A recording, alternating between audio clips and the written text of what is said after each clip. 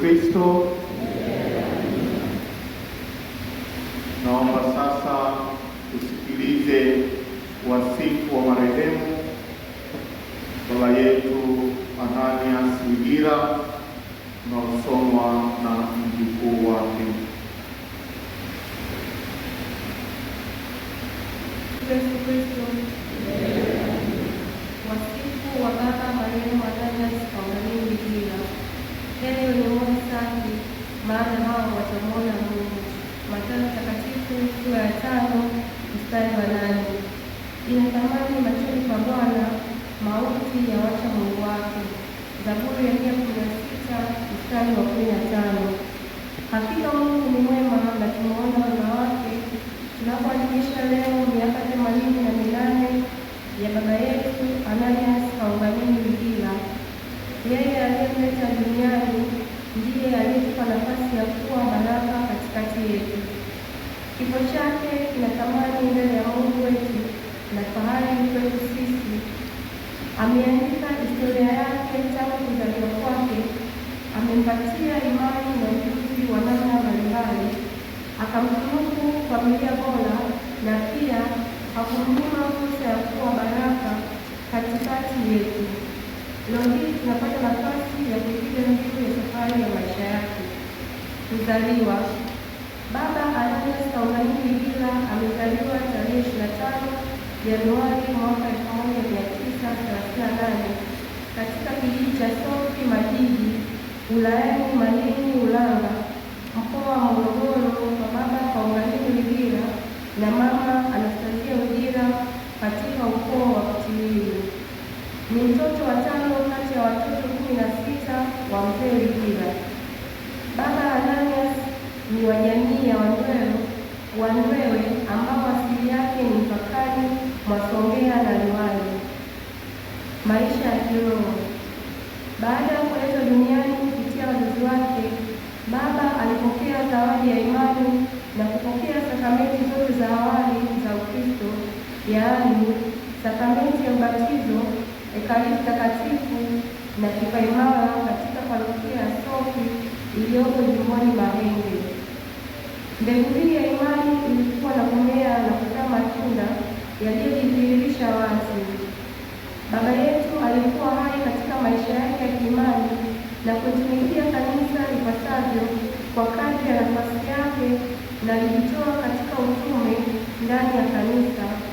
Hii ilidhihirishwa na ushiriki wake katika huduma mbalimbali ndani ya kanisa, ikiwemo kuwa mhudumu asiye rasmi extraordinary minister wa Ekaristi Takatifu, huduma ambayo alifanya kumsaidia padri katika kuwakumbuisha waumini wakati wa ibada ya misa takatifu.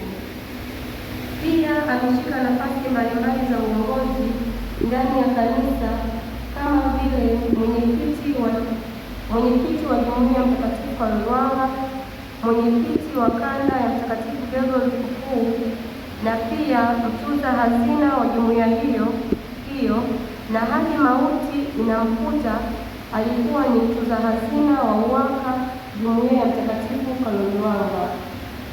Ndoa na familia.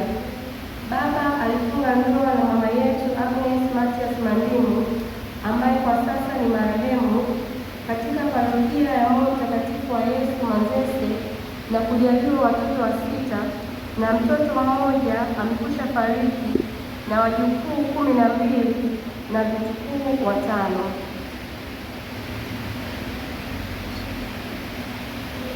Elimu. Tunamshukuru Mwenyezi Mungu kwa kumpatia baba fursa ya ujuzi wa taaluma za kijamii.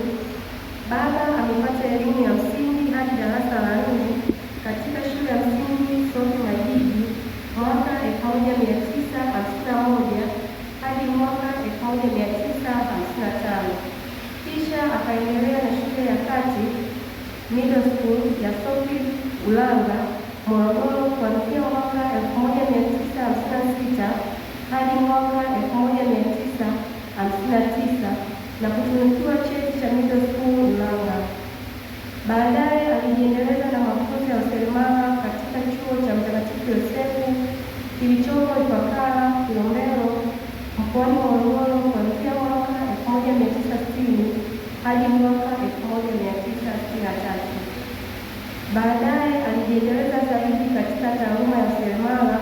na kutunukiwa cheti cha mafunzo ya useremala cha daraja la 3 mwaka 1967, daraja la 2 mwaka 1975 na daraja la kwanza mwaka 1976 katika chuo cha ufundi cha Ng'ombe, Dar es Salaam, katika programu iliyojulikana kama National Industrial Training Program.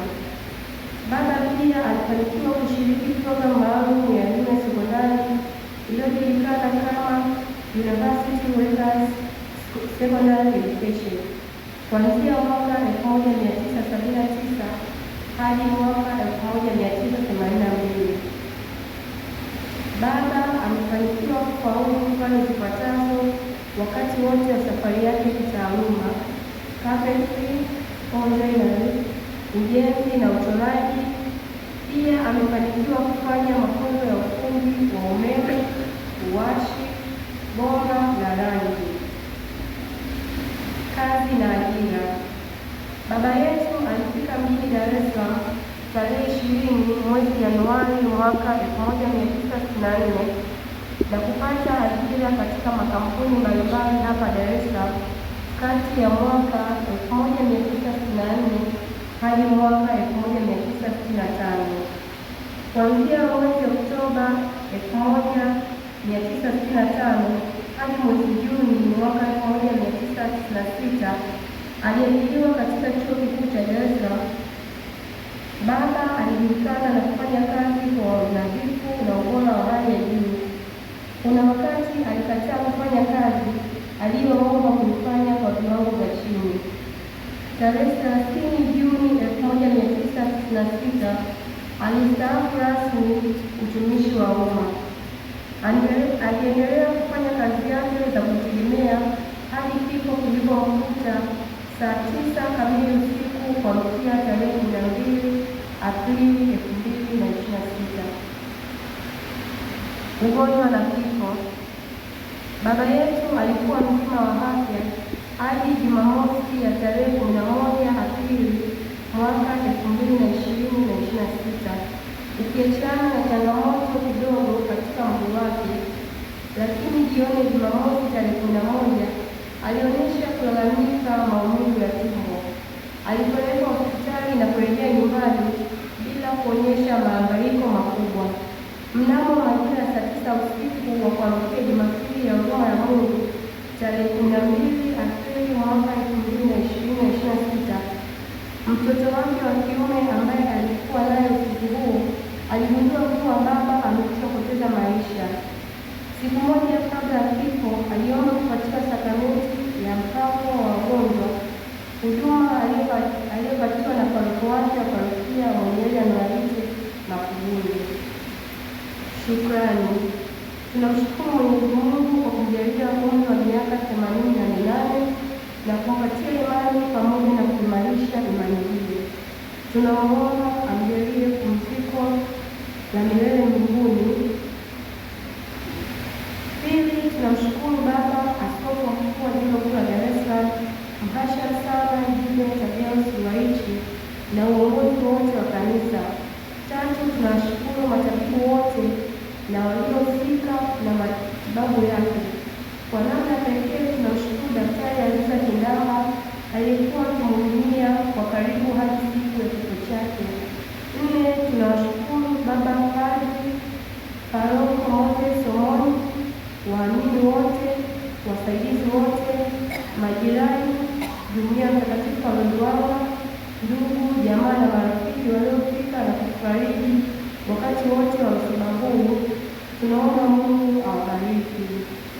Tutamkumbuka Baba katika yafuatayo: maisha ya imani, uchaji katika ibada, upole, upatanishi, ucheshi, kuwa baba wa wote, kujenga mshikamano, mkakamavu, mbunifu, umakini na mwenye bidii ya kazi, msikivu, mwelewa na mstahimilivu. Apumzike kwa amani.